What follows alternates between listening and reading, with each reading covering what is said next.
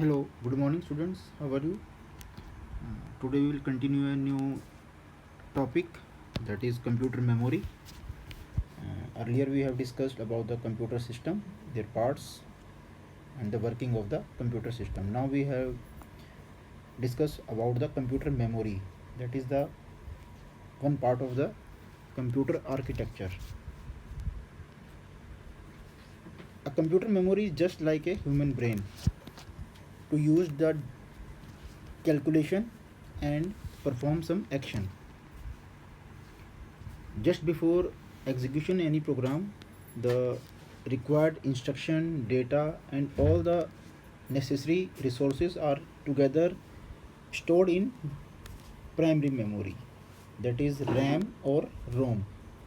Then after it will be executed and stored into the secondary memory.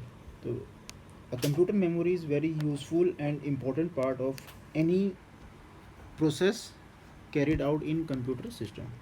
तो जैसे कि आप सभी को पता है कि आपका ब्रेन भी सेम काम करता है. अगर आपको कोई काम एग्जीक्यूट करना है, कोई काम करना है, तो फर्स्ट आप सबसे पहले उसको ब्रेन में सोचते हैं कि हमें ये काम करना है, उसके लिए क्या क्या चाहिए होगा ये भी आप सोचते हैं. और जब वो सब चीज़ें आपके दिमाग में फाइनल हो जाती है तब आप उसको आगे एग्जीक्यूट करने के लिए स्टार्ट करते हैं. तो सेम और कंप्यूटर मेमोरी को भी हम उसी ब्रेन के थ्रू एक्सप्लेन करते हैं. तो रैम के अंदर जितनी भी आपकी इंफॉर्मेशन स्टोर होती है वो सारी की सारी प्री रिक्वायर होती है कि इस प्रोसेस के लिए आपको ये डेटा चाहिए, इतने इंस्ट्रक्शन चाहिए एंड देन सीपीयू टाइम, कितना सीपीयू टाइम चाहिए और कितनी आपको सेकेंडरी मेमोरी चाहिए. जब ये सब फाइनल हो जाएगा then memory will send the signal to CPU and then CPU start the execution and process the all information. So computer memory is the storage space in the computer where data is to be processed and instruction required for processing are stored. Collection of cell each with a unique physical address. Most computer are the byte addressable. Byte addressable means कि everything is stored in the form of 0 and 1, that is 2 bits. ठीक है. For example memory size, if the computer has 24K words then this memory unit has to be 24 into 1024. Memory location, the address of this location varies from 0 to 65535. There will be a address all the, if you want to store A, B, C, anything, it will be stored in the form of zeros and ones. So these are the memory. Memory is used to calculation and store the data temporarily as well as permanent. So this is the memory units. Bit, that is 0 and 1. Nibble 4 bits, जो आपकी 4 bits हैं वो मिलकर एक nibble बनाती हैं, but इसका कोई यूज़ नहीं होता क्योंकि निबल में हम कुछ भी यूज़ नहीं करते, but it is a also a unit. Then byte और octet, they will form with the 8 bits and that is the smallest unit which is used to computer to store a information. After that kilobyte, then 1024 bytes form a kilobyte, then kilobyte form megabytes and megabytes form gigabyte, then terabyte, petabyte, zettabyte, exabyte, zettabyte and yottabyte. Market में जो अभी available है वो TB है, 10 से लेकर 12 TB तक की आपकी स्टोरेज अवेलेबल है. बट इसके बियॉन्ड जितना भी आपकी ये सारी यूनिट्स हैं ये स्पेशल पर्पजेस के लिए होती हैं. जो बड़ी बड़ी ऑर्गेनाइजेशंस हैं, गूगल है या गवर्नमेंट जो हैं आपकी, नासा है, इसरो है, जो बड़ी बड़ी एजेंसीज़ हैं, वेदर फोरकास्टिंग जो होती है वो सभी ये बाकी एक्साबाइट, जेटाबाइट यूज़ करती हैं क्योंकि there a lot of data has to be stored. This is the memory unit, how the memory will be work. तो मेमोरीज प्रिमिनरली ऑफ 3 टाइप्स, 3 तरह की मेमोरी होती है. कैश मेमोरी, प्राइमरी और main memory and second memory.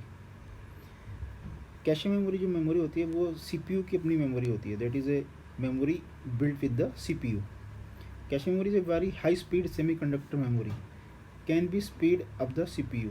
It is act as a buffer between CPU and the main memory. कई बार ऐसा होता है कि आपकी मेन मेमोरी में से डेटा, आपको कुछ डेटा जो है वो बार बार यूज़ करना होता है, तो CPU उसको क्या कर लेता है, उसको कैश मेमोरी के अंदर कैरी कर लेता है, क्योंकि मेमोरी से और CPU में जो ट्रांसमिशन है वो थोड़ा टाइम लेता है, बट कैश मेमोरी जो CPU के अंदर ही इनबिल्ट होती है तो उसको उसमें कोई टाइम नहीं लगता, जिससे आपकी स्पीड बढ़ जाती है. It is use to hold those part of data and program which are most frequently use by CPU. लगता है CPU के कुछ पार्ट्स है, कुछ इंस्ट्रक्शन जो बार बार यूज़ करने हैं, तो बार बार वो मेमोरी में वापस भेजेगा, देन फिर एग्जीक्यूट करेगा, फिर उसको लेके आएगा, तो that is a lost of time. तो इसमें क्या होता है कि cache memory will be use to store these type of instructions. तो इस तरह के इंस्ट्रक्शन CPU अपने पास रखने से CPU का टाइम थोड़ा सा बच जाता है. एडवांटेज, कैश मेमोरी की एडवांटेज क्या है? Cache memory is faster than main memory. जो आपकी रैम, रोम और हार्ड डिस्क है उन सबसे ज़्यादा फास्ट कैश मेमोरी होती है. It consume less access time as compare to main memory. It store the program that can be execute within a short period of time. बस ये बहुत ही थोड़े से टाइम पीरियड के लिए स्टोर कर सकती है. It store data for temporary use. Okay. Disadvantage क्या है? Cache memory has limited capacity. ये बड़ी 1 MB, 2 MB, 4 MB या 8 MB तक ज़्यादा होती है, depend upon the CPU processor. और ये काफ़ी एक्सपेंसिव होती है, वेरी एक्सपेंसिव. तो दो ही इसकी डिसएडवांटेज है. ठीक है. देन मेन मेमोरी और प्राइमरी मेमोरी. तो इसके अंदर रैम और रोम दोनों ही आती हैं. Both are called main memory और primary memory. Primary memory hold only those data instruction on which the computer is currently working. जिस पे आपका करेंटली वर्किंग हो रहा है, सिर्फ उसी डेटा को अपने पास रखती है रैम और रोम. बाकी का डेटा कोई अपने पास नहीं रखती. It has a limited capacity and data is lost when power is switched off. अगर आप या तो कंप्यूटर को, उस प्रोग्राम को, जो जिस आप पर्टिकुलर प्रोग्राम को यूज़ कर रहे हैं, अगर उसको आप क्लोज कर देते हैं तो भी ये लॉस्ट हो जाती है, या फिर आप कंप्यूटर को स्विच ऑफ कर देते हैं तो भी ये लॉस्ट हो जाती है. तो they are not store for the permanent use. It is generally made up of semiconductor device. These memories are not as fast as registers. जो रजिस्टर्स होते हैं, रजिस्टर भी एक मेमोरी टाइप होता है, वो काफ़ी फास्ट होते हैं. The data and instruction required to be process reside in the memory. तो मेमोरी के अंदर क्या होंगे? सिर्फ वो डेटा और इंस्ट्रक्शन होंगे जो अभी प्रोसेस होने हैं. इट इज़ डिवाइडेड टू सब कैटेगरीज, रैम एंड रोम. तो रैम और रोम में क्या होता है? रैम के अंदर वो डेटा होता है, अब हम यहाँ एग्जांपल दे देते हैं, जो आपका प्रोसेसिंग के लिए आता है. रोम के अंदर वो होता है जो डेटा आपको फिक्स, जिसकी प्रोसेसिंग फिक्स होती है. जैसे आप अपने कंप्यूटर को यूज़ ऑन करते हैं या मोबाइल को ऑन करते हैं, तो उसके अंदर जो डेटा होता है कि हाउ टू चेकअप, वो कि कौन कौन से कंपोनेंट आपके साथ अटैच होने चाहिए, कौन कौन से कंपोनेंट की क्या कैपेसिटी होनी चाहिए, ये सब पहले से फिक्स होता है. और वो जब कंप्यूटर स्टार्ट होता है तो इट विल बी चेक्ड, वो उसकी चेकिंग होती है.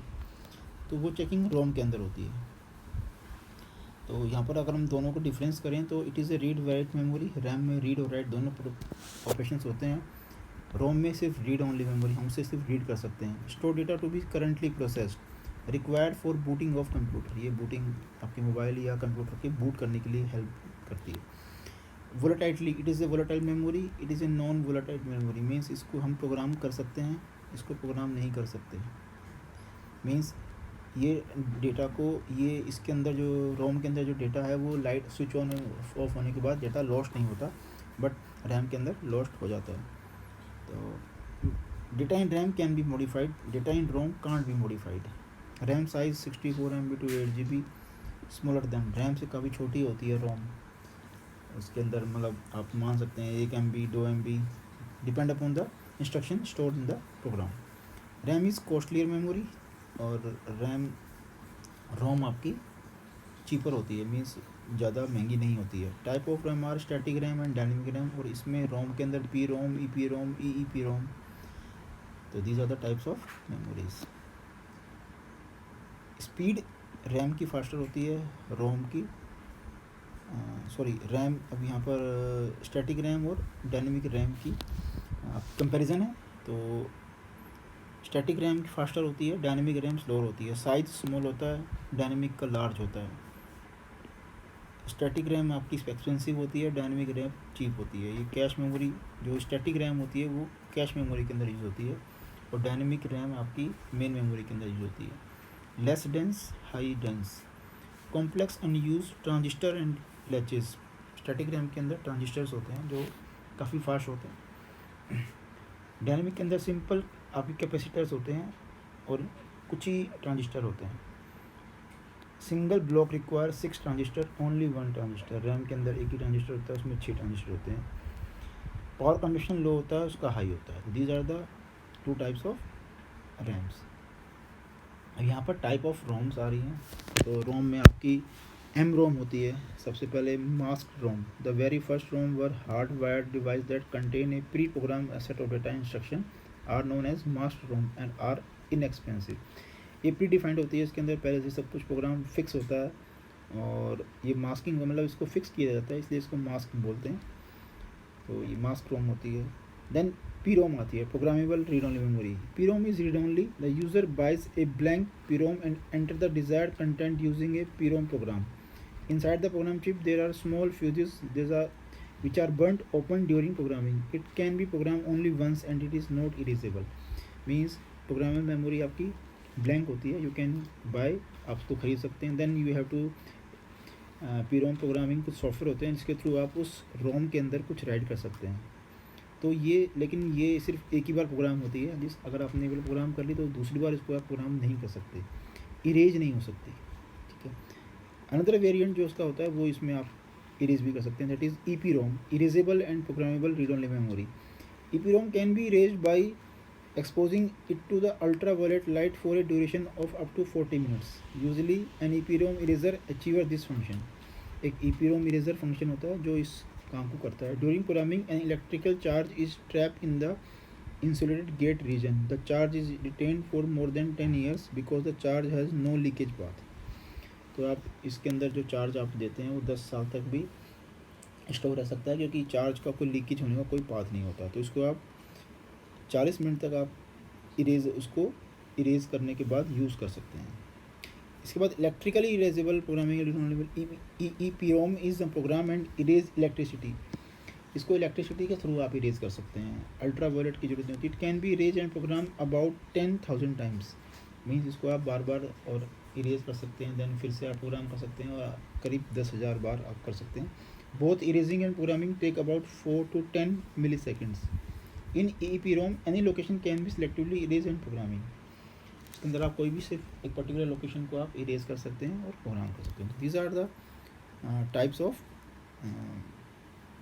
Primary memory, ROM and RAM. तो we have discussed the different types of memories, their comparisons and memory unit today. So you have to prepare the notes to all of them, prepare questions and then write the answer. If any problem you have to call me. Thank you. Have a nice day.